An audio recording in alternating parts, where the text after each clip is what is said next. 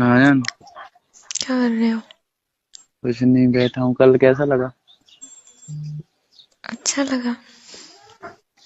हम्म। ठीक था, अच्छा था। बस। यार ऐसे डायरेक्ट कौन पूछता है? क्यों? क्या क्यों? तो सही तो पूछ रहा हूँ। तुमको कल कैसा जब लगा? तुमने चुम्मा दिया था तो मुझे च्यवनप्राश की अनुभूति हुई। क्या यार, कितना गंदा बोल रहे हो तुम।